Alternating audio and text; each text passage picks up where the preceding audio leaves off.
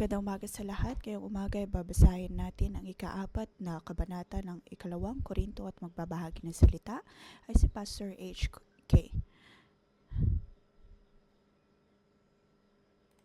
Dito ay nangusap si Pablo sa mga taga-Korinto. Kanyang naisulat ang lahat ng mga ito hindi dahil lamang mayroon siyang magandang edukasyon, kundi dahil naranasan niya ang lahat ng ito ayon sa realidad. Dapat po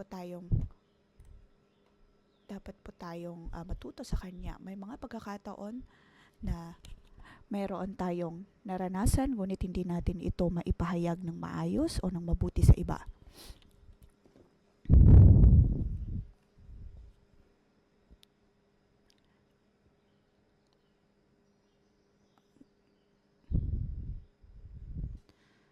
Ngunit narito si Pablo na kaya niyang ipahayag ng malinaw at maayos kung ano man ang kanyang nadarama. Maaari po tayo matuto sa kanya pagdating sa pagpapahayag at maaari po nating maisulat kung ano ang ating nadarama. Ngayong umaga, bibigyan po natin ito ng pamagat, ang itsura ng buhay ng isang lingkod.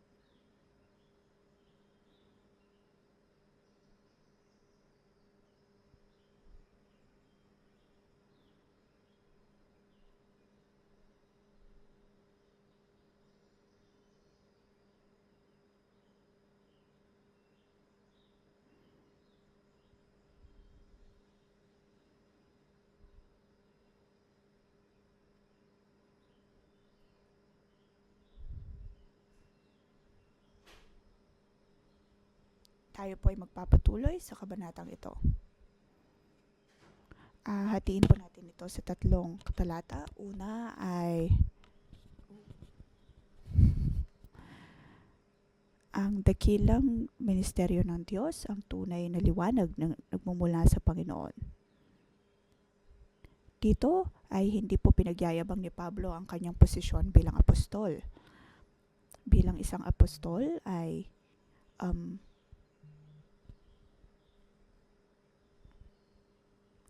siya ay natawag bilang apostol.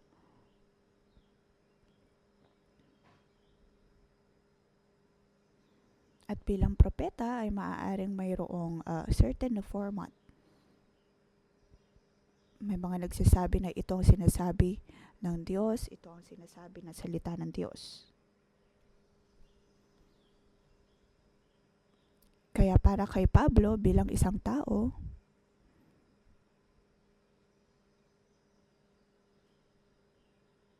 nakikita natin na ang buhay ni Pablo ay para ipahayag ang kanyang buhay.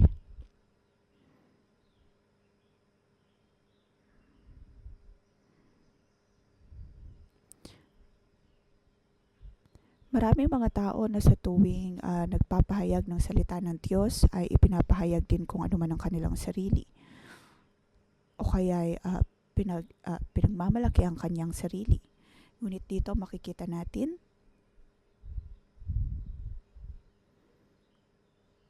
na kanya lamang ipinapahayag ang Panginoong Yesus.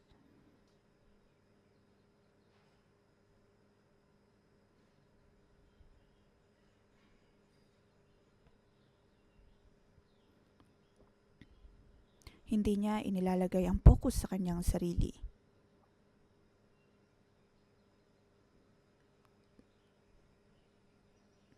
Dahil ang kanyang buong buhay ay para ipakita ang buhay ni Kristo.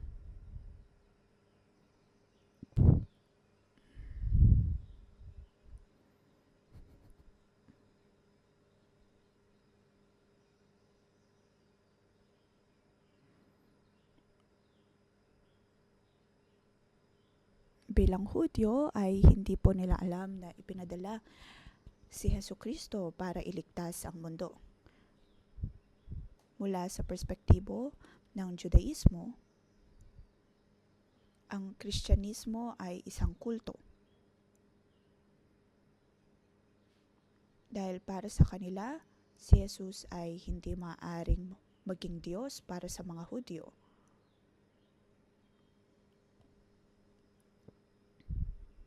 Sa unang talata, verse 1, dahil sa habag ng Diyos, ibinigay niya sa amin ang paglilingkod na ito kaya't hindi humihina ang aming loob. Kung tutuusin, atin pong natanggap ang kaloob na ito, ang lingkod na ito dahil sa kabutihan ng Diyos.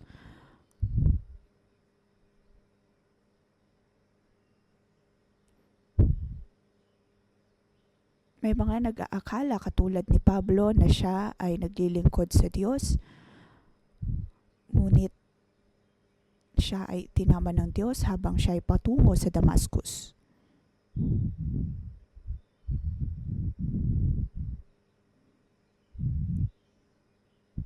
Kaya naman kung anuman ang kanyang naranasan ay dahil sa kabutihan ng Diyos.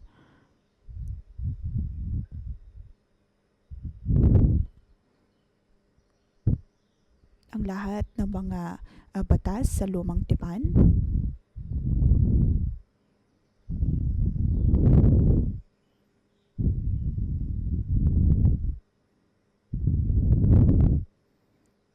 maraming mga bagay na kanilang nakikita noong nakaraan, ngayon ay hindi na iyon ang kanilang binibigyang diin.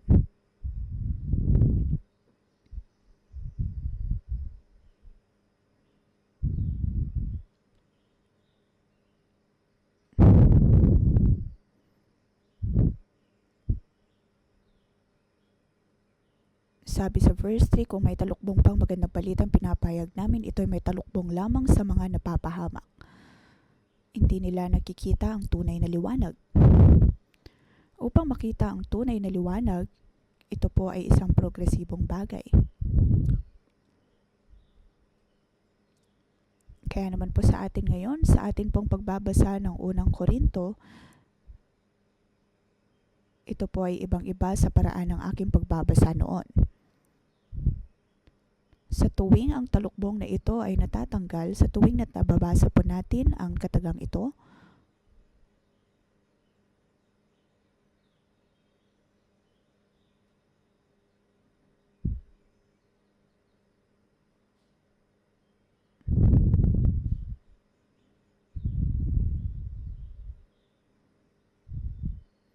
ang liwanag na nagmumula sa Ebanghelyo ay ang siya ding liwanag na nagpakita kay Pablo nang siya ay patungo sa Damascus.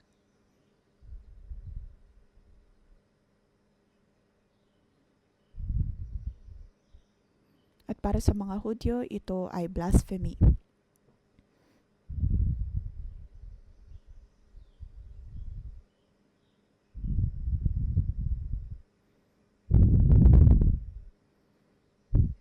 Dito si Pablo ay hindi na lamang niya at inuturo ang tungkol sa kanyang sarili.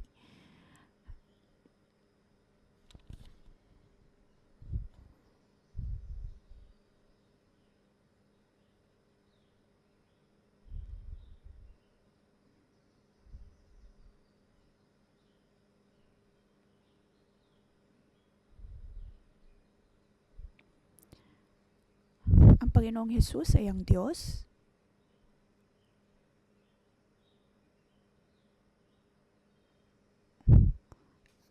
At ito ay may kinalaman sa teolohiya ng Diyos.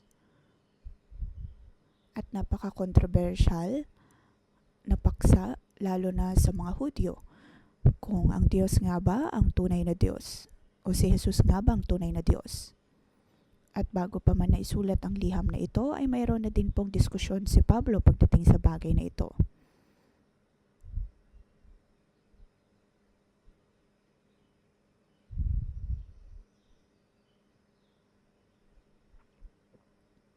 Kung atin pong matatanggap ang katotohanan na ito, tayo na po ay napabago ng banal na espiritu.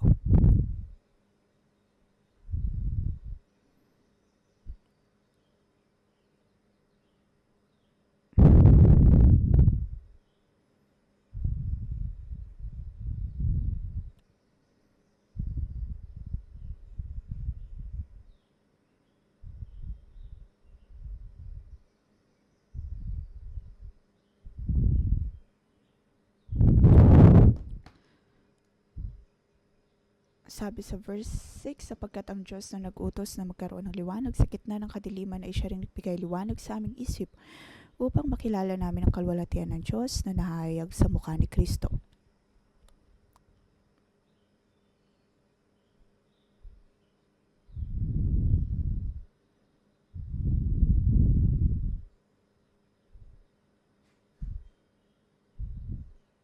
Si Pablo ay hindi nagtungo sa bundok kasama ni Jesus.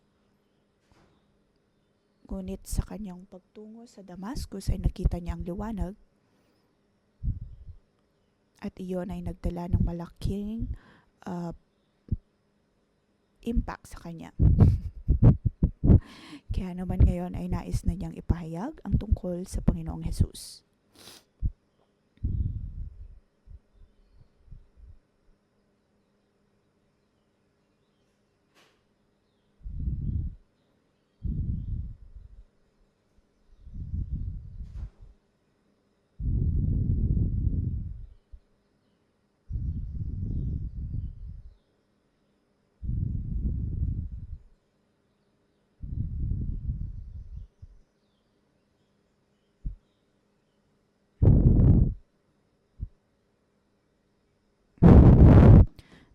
Dito din ay nabanggit ang tungkol sa pagiging isang sisidlan.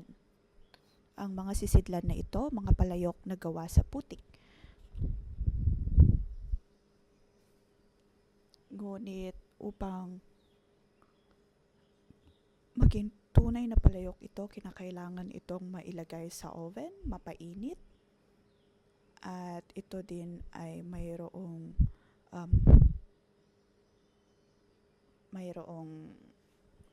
layunin. Iyon ay upang maging sisidlan, mapaglagyan ng isang bagay. At sa parehong paraan tayo din po ay tinawag ng mga palayok na gawa sa putik upang paglagyan ng kapangyarihan at kalwalhatian ng Diyos. Ngunit katulad din ng mga palayok na ito, kung matatapos po ang ating buhay, tayo po ay babalik sa pagiging alikabok. Ito ang totoong realidad ng atin pong mga buhay. Kaya sa proseso pong ito, kahit anuman po ang ating ginawa, tayo pa rin po ay mga lupa. Nagmula sa lupa, nagmula sa putik, nagmula sa abo.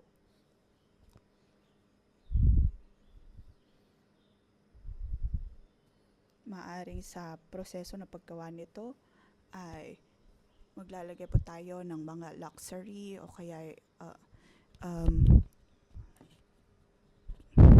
mga mamahaling aspeto, ngunit ang katanungan ay kung tayo pa rin po ba ay magiging epektibong sisidlan ng Diyos at magagawa kung anuman ang layunin natin sa mundo ayon sa kalooban ng Diyos.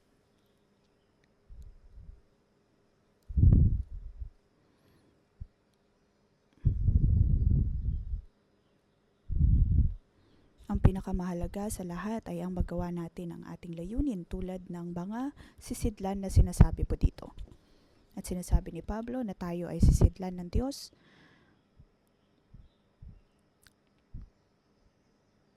Ang layunin ay ang ipakita ang dakilang kapangyarihan ng Diyos at hindi ng ating sariling kapangyarihan.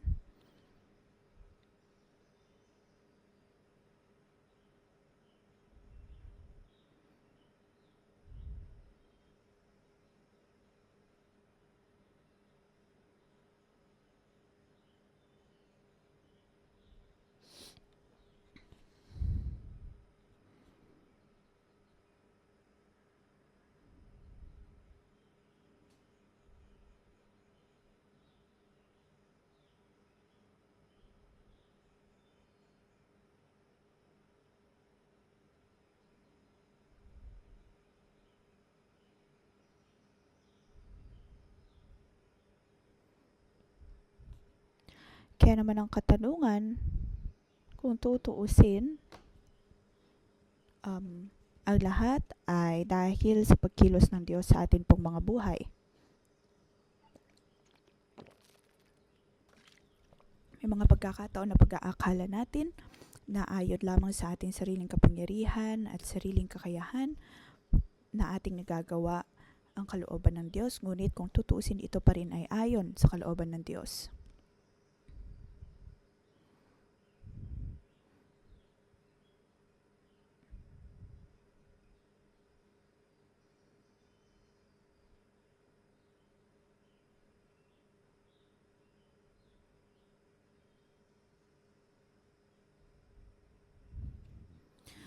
Sa verse 8 at 9, mayroon pong magandang mga salita na nabanggit dito.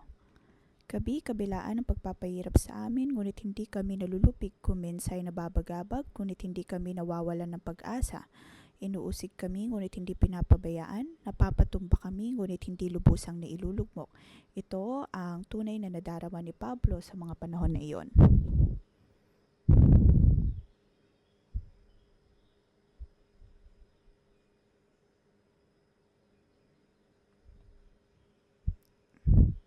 Kabi-kabilaan ang pagpapahirap, ibig sabihin naroon ang maraming mga paghihirap.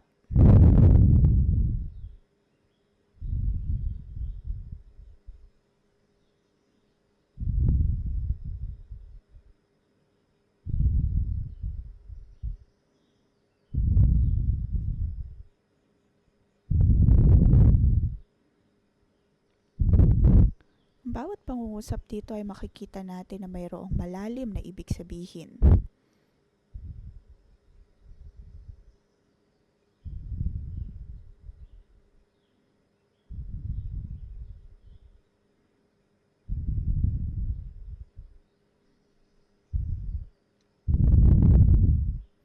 Sa maraming mga lugar, sa tuwing ipinapahayag ni Pablo ang salita ng Diyos, ang nais ng iba ay ang pahirapan siya at sirain siya.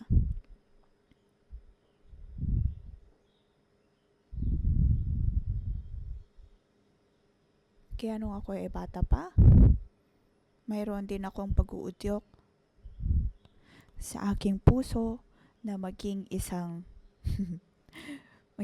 tao na nagbibitbit ng Biblia tungo sa China dahil narinig ko doon ang maraming mga persekusyon at napakahirap iyon na panahon para sa mga Inchik.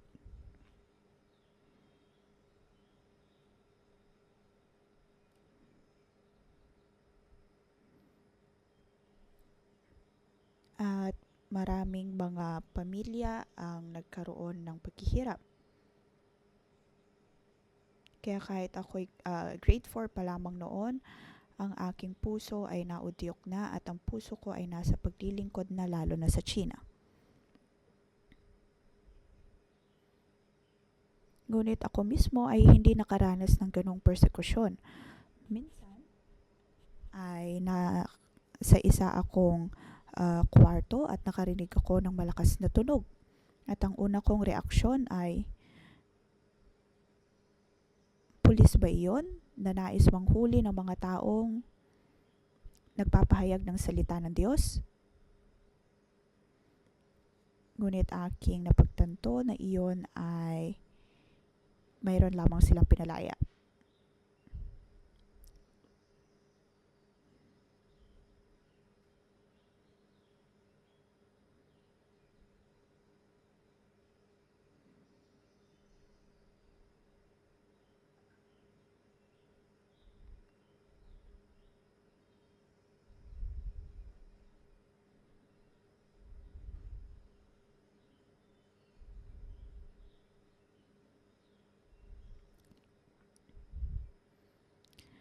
Kaya naman, dapat po nating pahalagahan ang sisidlan na ito at panghawakan mabuti ang dakilang kapangyarihan ng Diyos.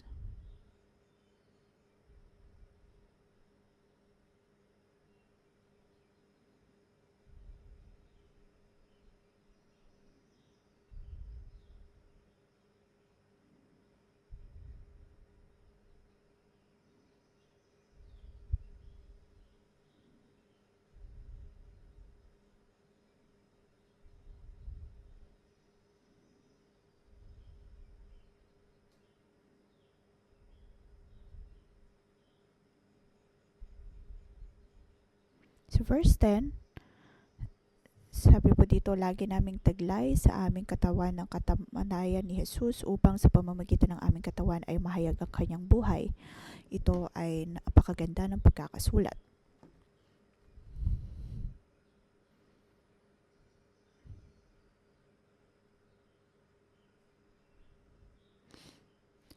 Kanyang nabanggit ang tungkol sa kamatayan, ngunit nabanggit din ang tungkol sa muling pagkabuhay.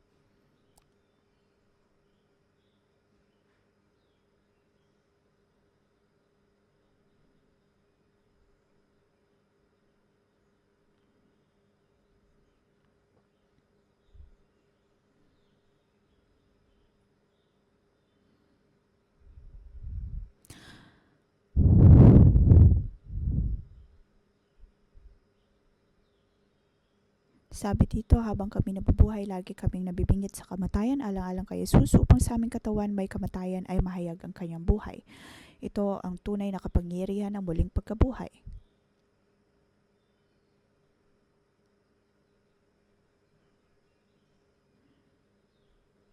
Ang bawat narito ay parallel sentence.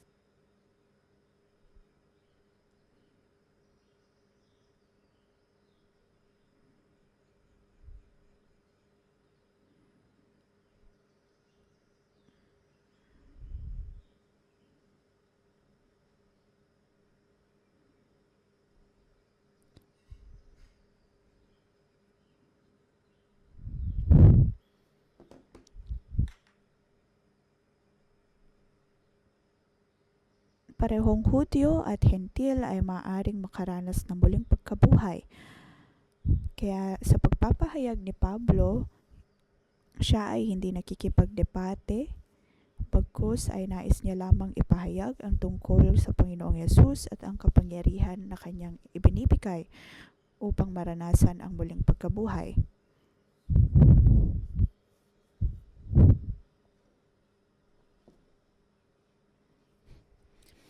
At kung ano man ang ginagawa ni Pablo ngayon ay para mapalakas ang mga taga-Korinto. Kaya dapat nating siyasatin ang atin pong mga buhay.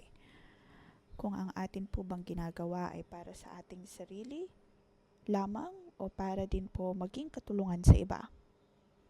Kung tayo po ay magiging cell leader, atin pong mararanasan din ang mga bagay na ito. May mga pagkakataon na ang atin pong mga cell member ay magdudulot ng kalungkutan sa atin.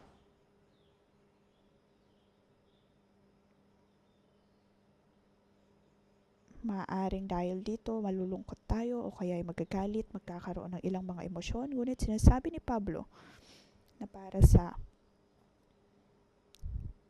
kalagayan ng iba, hindi lamang po dapat tayo nakatuon sa ating sarili. Para sa mga kababaihan, maaaring madami silang mga sentimiento.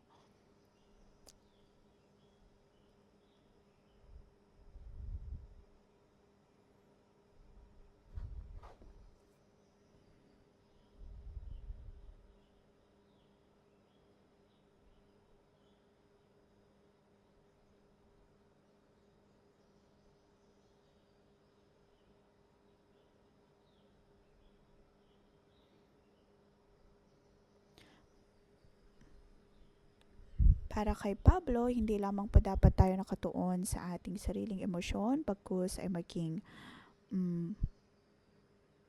magkaroon din ng konsiderasyon sa nadarama ng iba.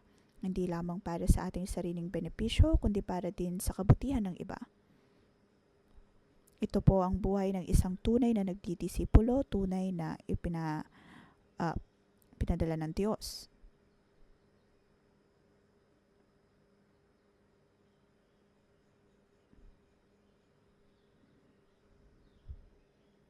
Ito ay parang sa isang mensahero na isinusuot ang kanyang uniforme, pagkatapos ay ipapadala kung ano man ang liham na para sa kanila. Hindi niya kailangang ipakilala kung sino siya dahil ang trabaho niya lang naman ay ang ipadala kung ano man ang liham. At ganun din po pagdating sa atin bilang sisidlan at lingkod ng Diyos.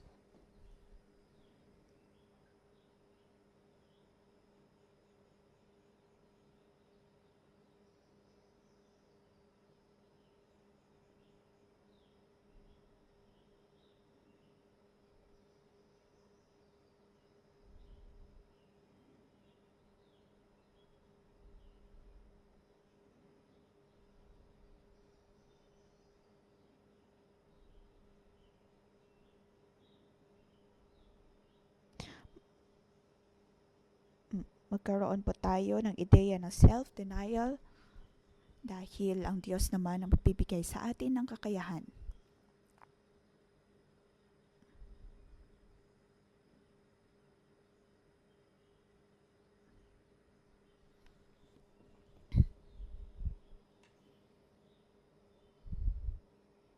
Ang liham o kung ano man ang mensahe na ating ibibigay ay mas mahalaga kaysa sa mismong mensahero.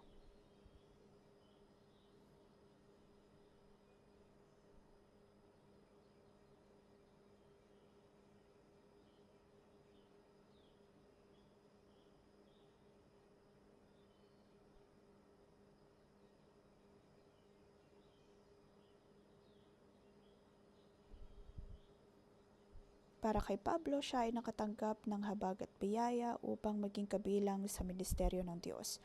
Ang bawat isa po sa atin ay nakatanggap ng biyaya ng Diyos, habag ng Diyos upang maging kanyang mga mensahero.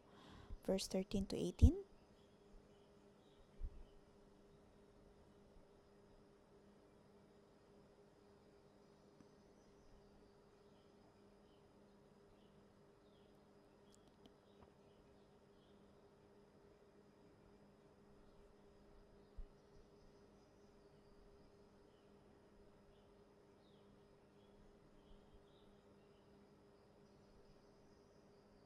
Verse 13, sinasabi ng kasulatan, nagsalita ako sapagkat ako'y sumampalataya sa ganoon ding diwa ng pananampalataya at nagsasalita kami dahil kami sumasampalataya. Ang libro ng Hebrew ay napaka-controversial. Ito man ay isinulat ni Pablo o ng ilang mga tao pagkatapos ni Pablo.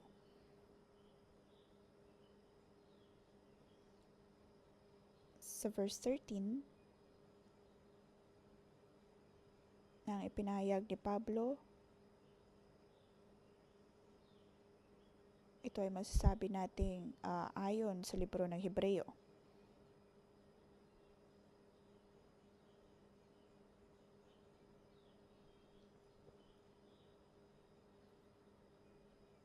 Alam po natin na ang Diyos ay dakila at tayo ay muling mabibigyan buhay sa tulong niya. Verse 14,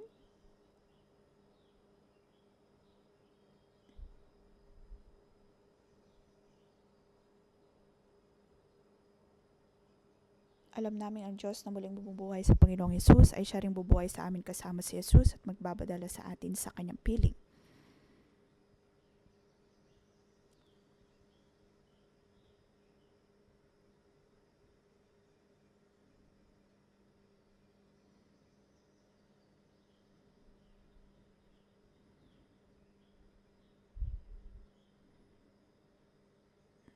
Sa buhay na ito, ang lahat ng mga karanasan na mayroon po tayo, maaring tayo ay napahirapan, nakaharap ng persekusyon, ngunit tayo ay muling magkakaroon ng buhay.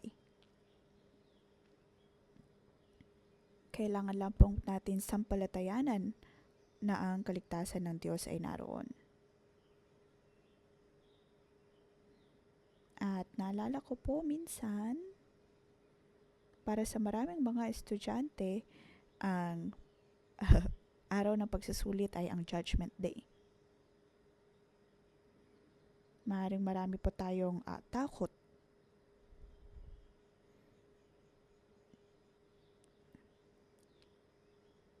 Ngunit kung mararanasan po natin ang buhay ng katulad ni Pablo, ang liwanag ng Diyos ang siyang magpapakita sa atin pong mga buhay.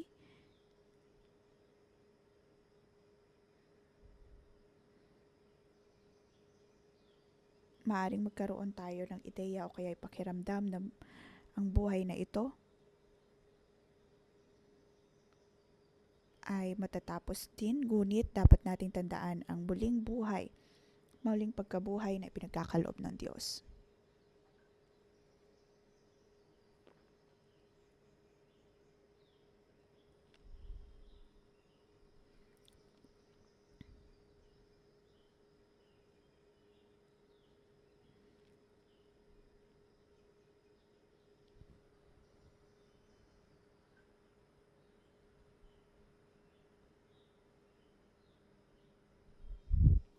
Kung mas marami pong taong magbibigay ng pasasalamat sa Diyos, ang lahat ng papuri at pasasalamat ay para sa Kanya. Si Pablo ay isa lamang pong disipulo, isang apostol, na ipinapahayag ang muling pagkabuhay ni Jesus upang makita ng mga nabubulag ang kanyang kabutihan.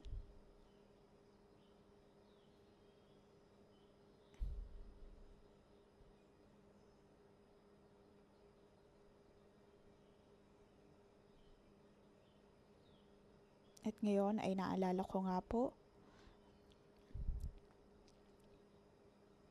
na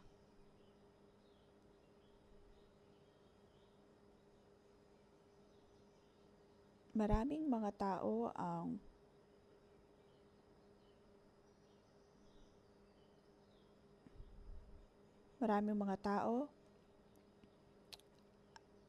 ang umaatake po sa atin ngayon.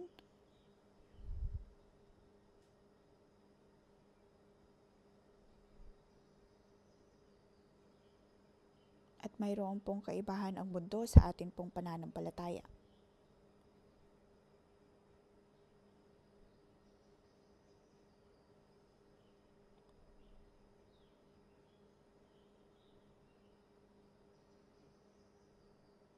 At sa pagpapatuloy po ni Pablo dito,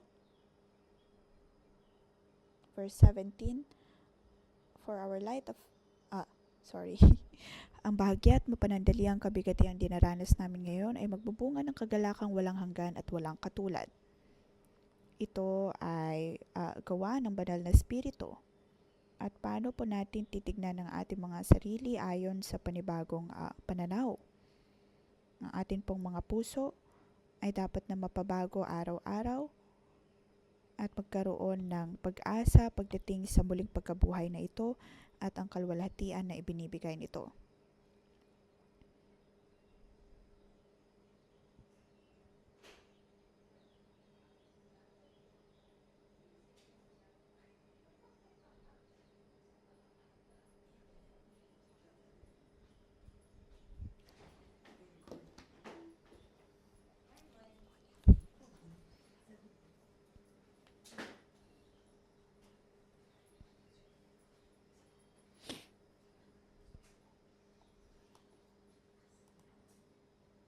Dito ay nabanggit ang tungkol sa liwanag na nagmumula sa Diyos at dapat pa tayong magkaroon ng ganitong perspektibo.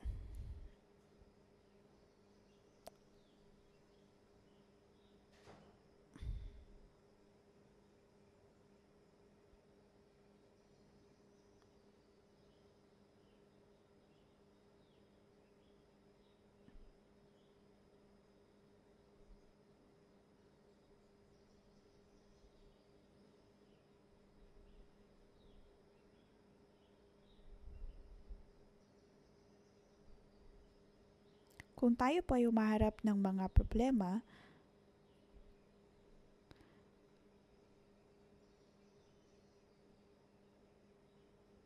huwag na po nating pagdudahan ang pag-ibig ng Diyos dahil katulad ni Pablo, siya din ay humarap ng mga problema, ngunit hindi niya pinagdudahan ang pag-ibig ng Diyos.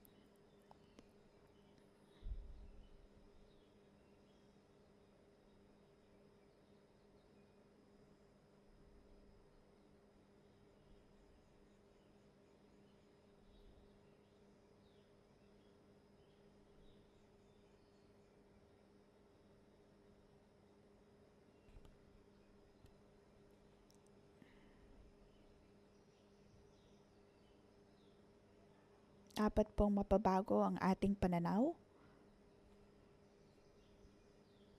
Maaaring may mga pagkakataon na hindi natin alam kung tayo ay kabilang sa mundong ito o hindi. Ngunit dapat nating sampalatayanan na tayo ay kabilang sa Diyos.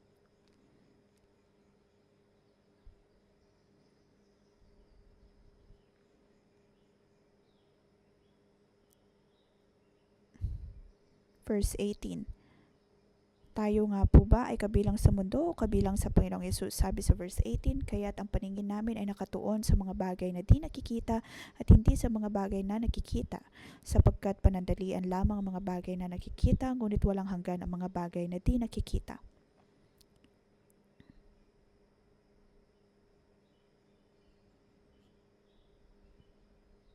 Dito ay binubuksan ng Diyos ang atin pong mga mata.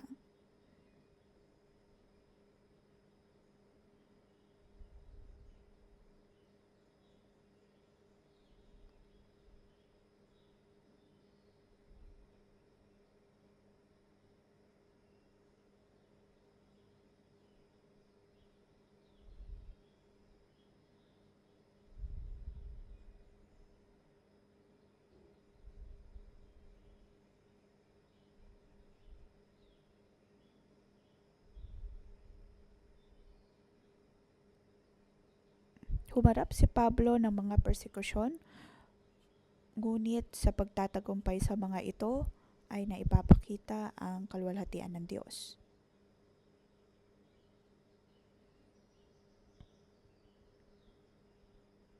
At purihin po natin ang Panginoon sa kanyang kabutihan.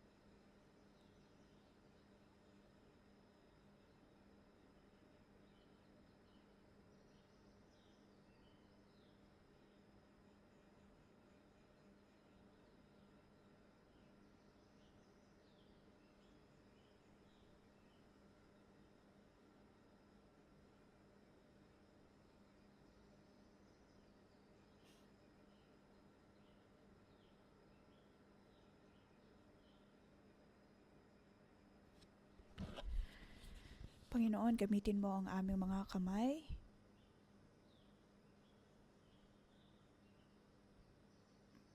Panginoon, maraming salamat. Pinupuri ka namin at pinapasalamatan. Maraming salamat sa iyong habag at biyaya. Nais namin gamitin ang aming mga boses, ang aming kamay upang purihin ka. Lahat kami ay iyong pinili. Dahil sa iyo, kami ay napagpala. Nais ka naming pasalamatan.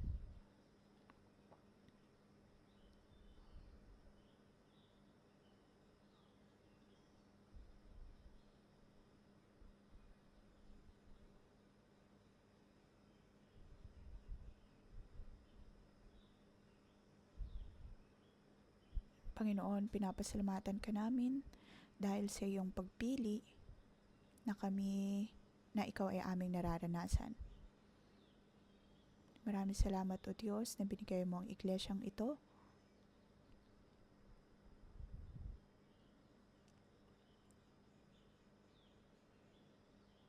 Dahil sa iyong habag at biyaya na aming nakikita ang iyong kaluwalhatian. Dahil sa iyong kabutihan, nakikita namin ang iyong habag at biyaya.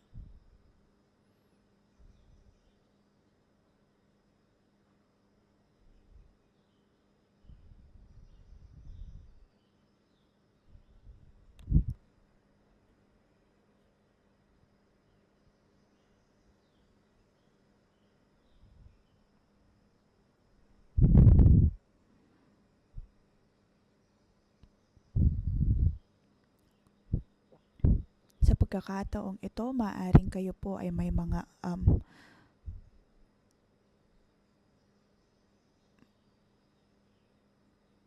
siyasatin po natin ang ating mga puso bilang mga sisidlan ng Diyos.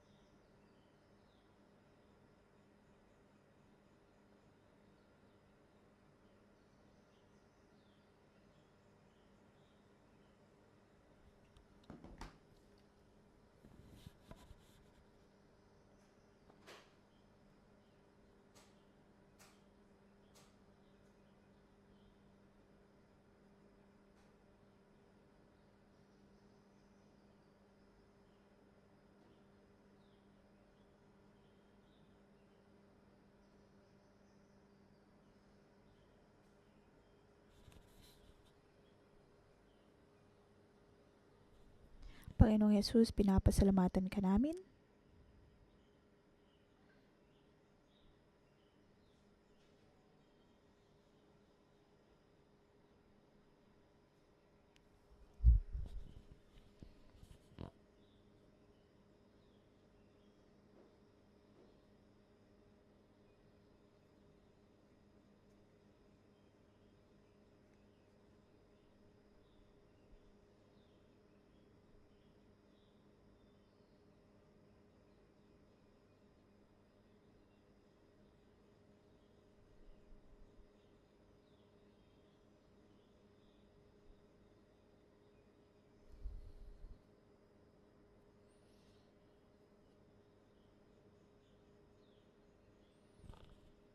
Panginoon, pinapasalamatan ka namin. Ang aming pasasalamat sa iyo ay hindi natatapos.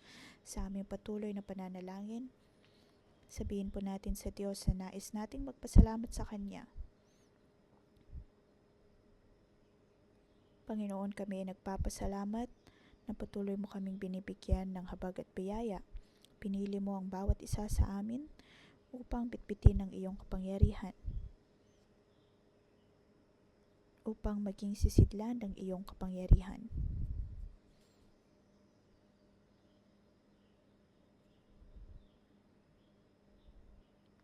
Tayo po ay tumayo at gamitin ang awit na ito upang tumugon sa Diyos.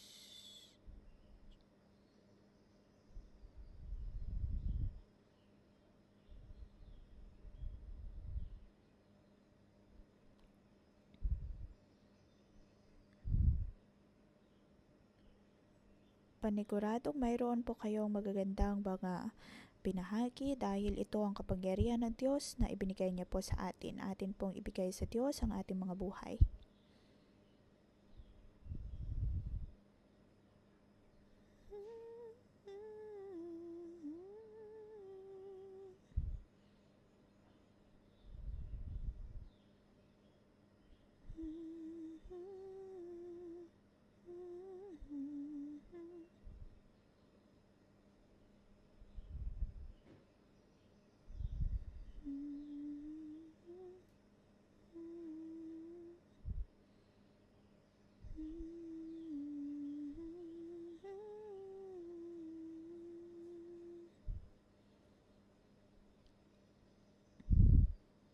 Panginoon, pinapasalamatan ka namin. Salamat na sa aming pagbabahagi. Alam namin, O Diyos, na kami ay may hina. Ngunit ginagamit mo ang iyong salita, ang iyong pag-ibig upang pagalingin ang bawat isa sa amin. Iyong pinapakita ang iyong kalwalhatian. Panginoon, maraming salamat. Maraming salamat, O Diyos, na ikaw ang aming kalakasan. Maaring marami po sa atin na ating nararanasan ang kapag-ibig ng Diyos, ngunit sa parehong paraan ay nahihirapan po tayo, nakakaharap ng persekusyon, humaharap ng sakit, o kaya ay nahihirapan sa inyong pagdidisipulo. Maaari po kayong magtungo sa harapan at nais namin kayong ipanalangin.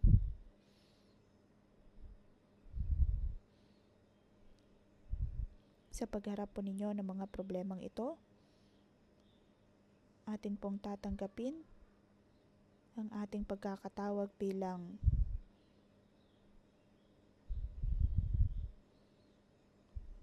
lingkod ng Diyos.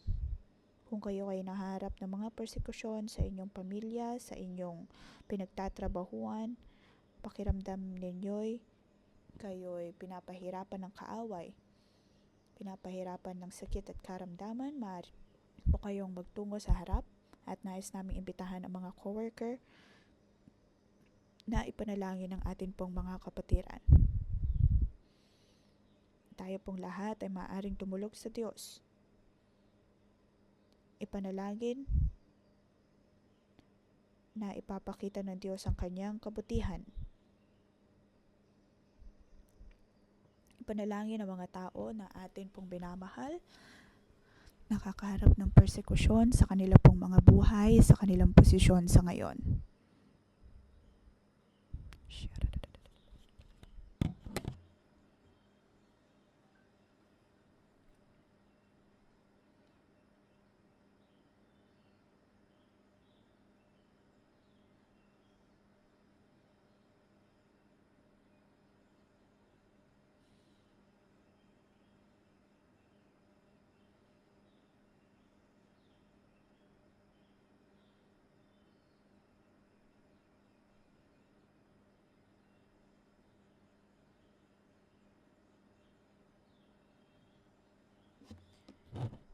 Panginoon, bigyan mo ng kagalingan ng bawat isang narito, nakaharap man ng persekusyon, ng sakit at karamdaman.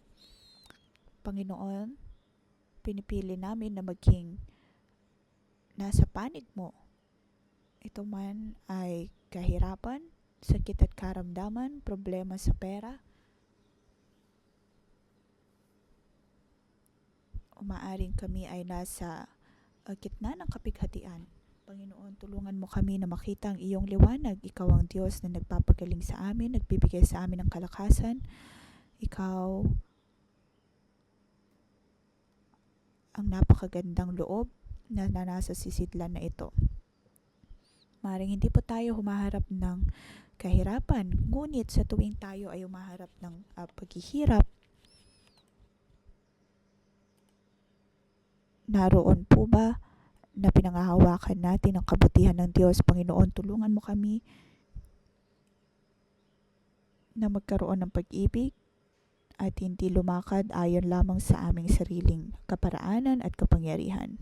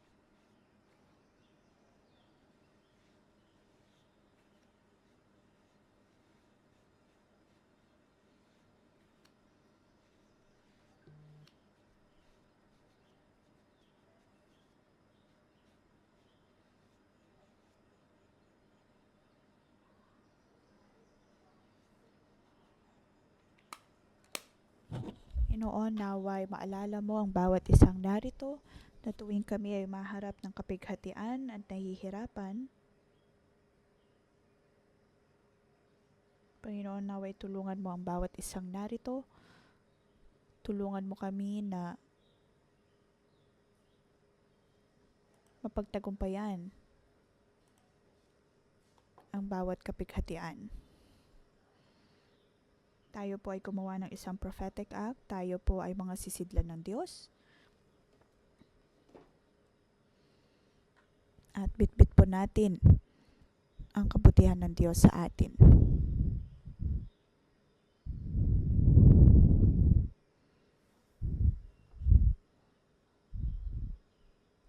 Ngayon, sa tuwing tayo ay inaatake ng kaaway, dapat po nating pakatandaan na laging bitbitin ang kalooban ng Diyos.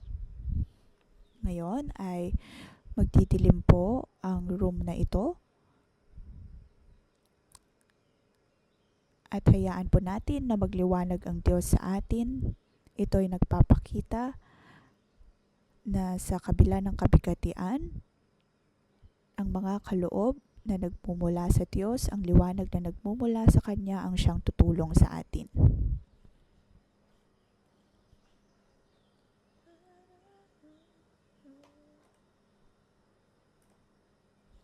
Panginoong Jesus, pinupuri ka namin at pinapasalamatan dahil natanggap namin ang habag at biyaya na nagmumula sa iyo. Kung kaya naman ngayon kami ay iyong mga sisidlan Nabitbit ang iyong kapangyarihan sa pagharap namin ng mga paghihirap ng kapighatian. Alam namin na mayroon ka. Dahil dito, O Diyos, ay kaya naming magtagumpay sa kabila ng mga paghihirap. Panginoon, naway tulungan mo kami. Banal na Espiritu, naway magliwanag ka sa amin pong mga buhay. Alam mo, O Diyos, ang napakababang punto ng amin pong mga buhay. Ang pressure na amin pong nararanasan, alam mo ang nilalaman ng aming mga puso.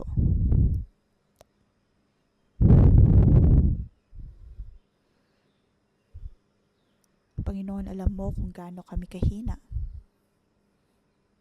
Kami noon ay tumutulog sa iyo, amin pong inaamin na kami ay mga tao lamang na mula sa lupa, mula sa putik, mula sa abo.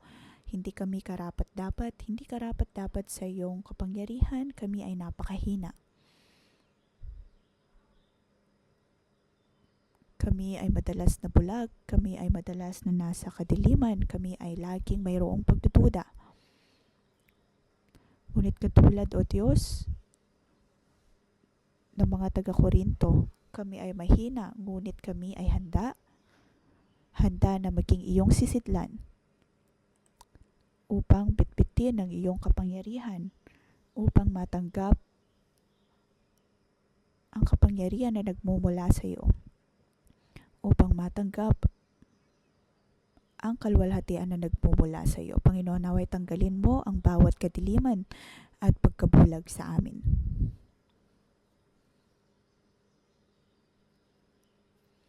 At ang kalooban ng Diyos ang siyang magliliwanag sa bawat isa.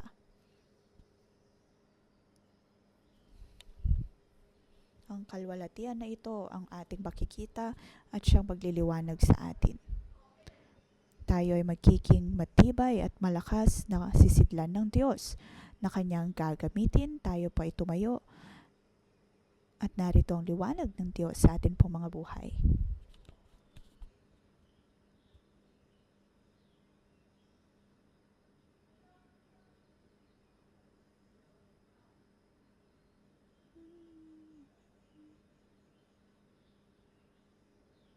Sa espiritual na mundo, atin pong idinedeklara, Panginoon, naway punuin mo kami ng iyong kapangyarihan.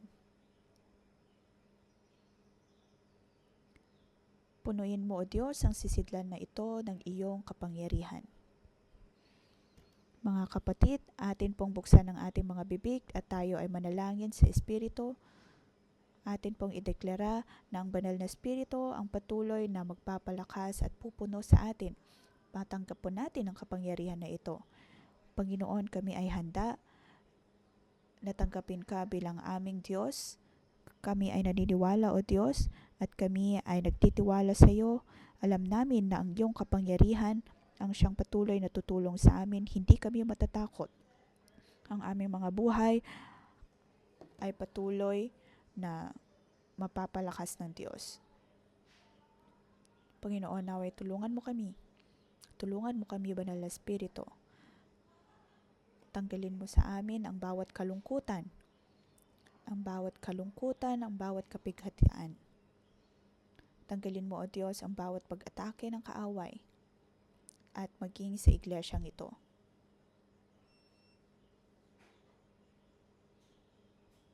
Tanggalin mo, O Diyos, ang pagkabulag na nagmumula sa mundo, pagkabulag na nagmumula sa mundo.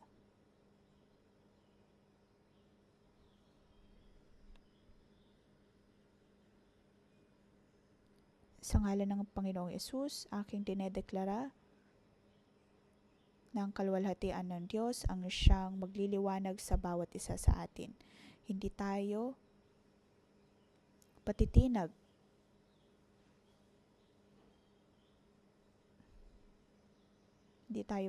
sa kaaway. Ngayon ay atin pong ipanalangin ang ating beach baptism, ating sampalatayanan na mas maraming taong makakatanggap ng salita ng Diyos. At naway ang iglesyang ito ay patuloy na mabitbit ang kaluwalhatian at kapangyarihan ng Diyos.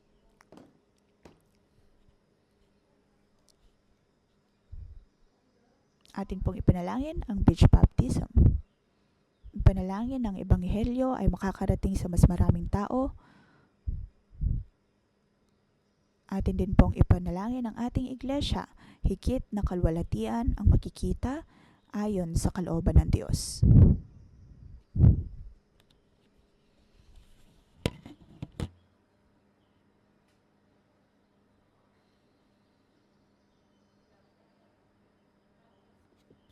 Panginoon, maraming salamat dahil alam namin na gagamitin mo ang iglesyang ito upang maipahayag ang iyong ebanghelyo at ang iyong liwanag, O Diyos, ang siyang tutulong sa bawat isa. Tutulong maging sa komunidad na ito ng Chunwan.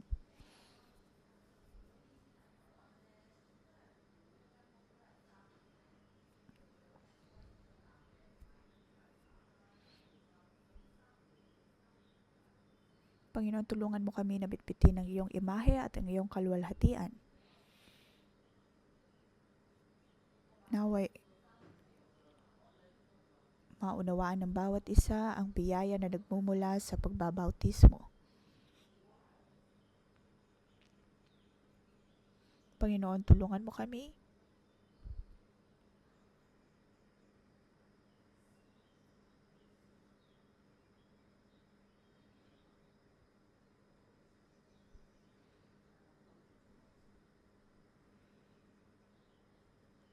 Panginoon, naway makita ang iyong walang hanggang kalwalhatian. Tulungan mo kami na makita ang iyong kalwalhatian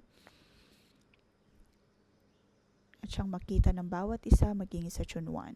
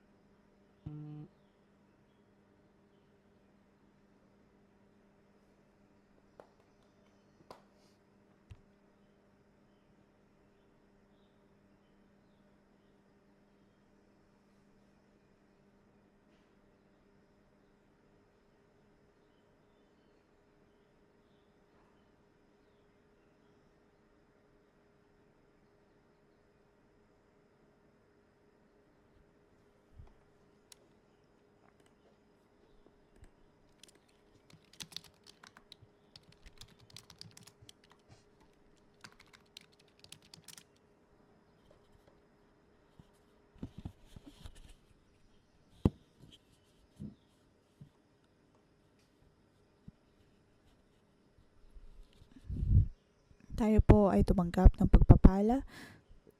Sa ngalan ng Panginoong Hesus, aking pinagpapalang bawat isang narito upang ating makita ang liwanag na nagmumula sa Diyos.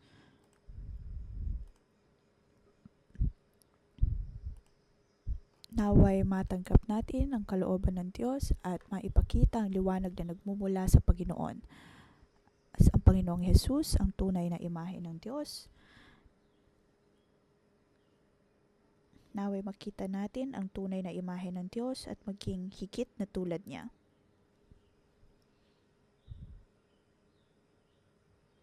Naway ang ating buhay ay patuloy na mapabago sa bawat araw at nang matanggap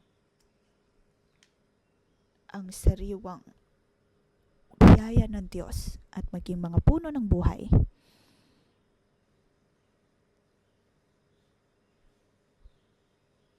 Matanggal ang lumang paraan ng pag-iisip at laging umayon sa paraan ng puno ng buhay sa ngalan ni Jesus. Amen. Dito po nagtatapos ang ating pangumagang debosyon. Magandang umaga.